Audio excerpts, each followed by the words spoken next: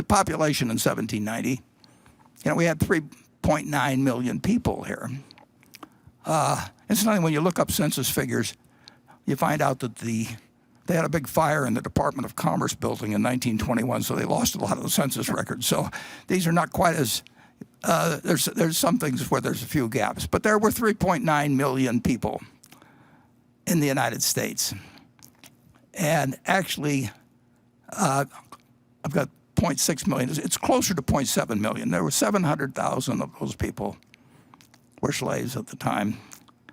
But those 3.9 million people were 1/2 of 1% of the population of the planet. And if you'd asked any of those 3.9 million people, any of them, to imagine what life would be like 231 years later, even the most optimistic person, and they could have been drinking heavily and even had a little pot, and they still could not in their wildest dreams have thought that in 3 lifetimes, Charlie's, mine, and Greg's, that in that period, you would be looking at a country with 280 million vehicles shuffling around its roads. Airplanes, maybe not today so much, but they'll be back again. And they were flying people at 40,000 feet, coast to coast in 5 hours. That great universities would exist in one state after another, great hospital systems, and entertainment would be delivered to people in a way nobody could have dreamt of in 1790. This country, in 231 years, has exceeded anybody's dreams. I went to the internet trying to prepare for this, and I tried, if you'll move to the next slide, I tried to find out what was the wealth of the country in 1789, our starting point.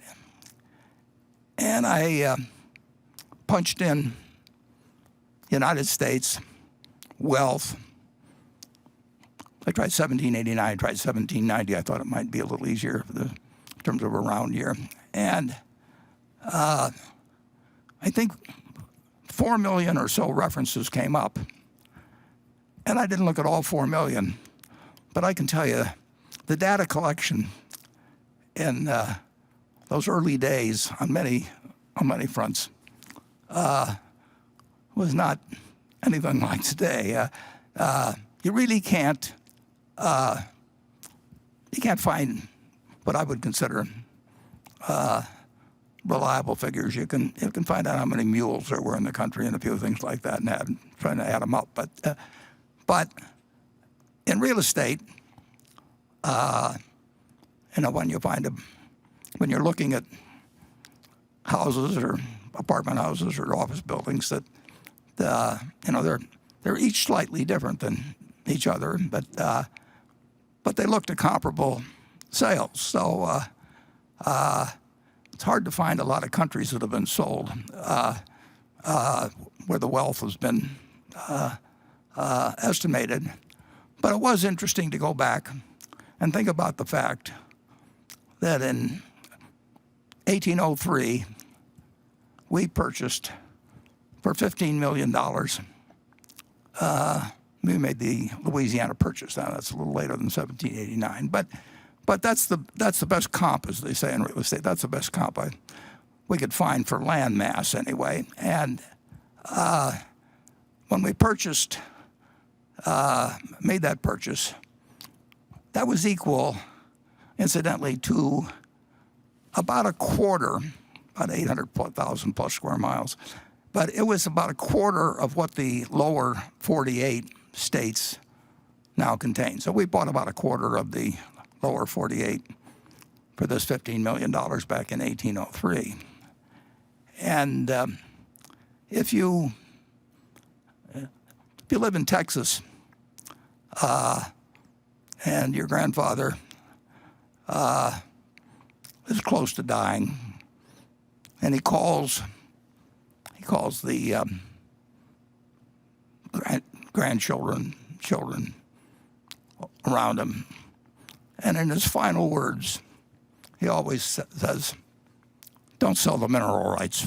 Well, the French sold us the mineral rights on that $15 million deal as well. So we got that whole strip there. We got all of Kansas and essentially all of Oklahoma, and they produced 21 billion barrels of oil for us and a lot of natural gas since the purchase.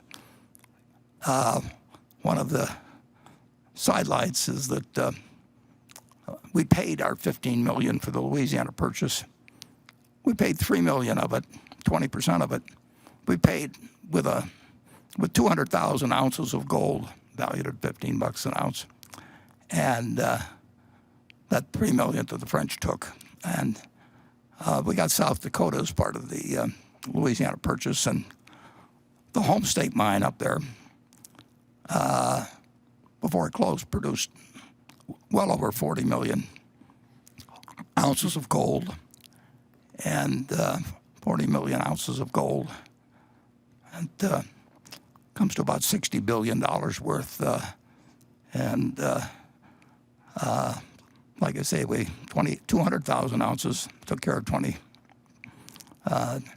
of our purchase price. So the Louisiana purchase was a bargain, but it's what the going price was for 800,000 square miles, I guess, at the time, and 3 cents an acre.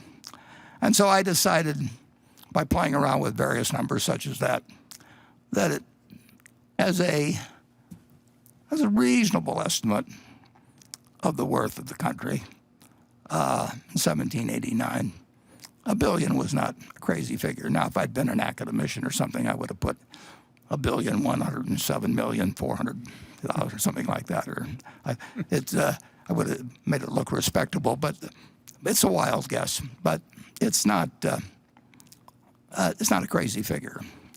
So what has happened? Let's move on to the next slide.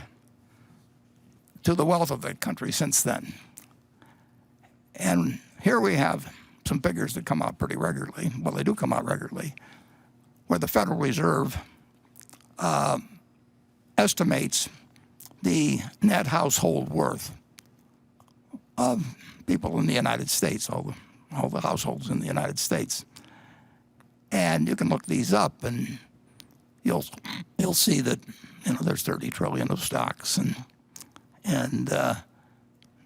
I think maybe single-family homes. There's 82 million or so owner-occupied single families, and maybe 45 million rental apartments and so on. So you start adding all these up, and the Federal Reserve tells us, and I invite you to look at the data, it's kind of interesting, that we now, in the United States, 231 years later, we have 100 trillion. We have more than 100 trillion of household wealth, even though the stock market's gone down somewhat since the last quarterly report.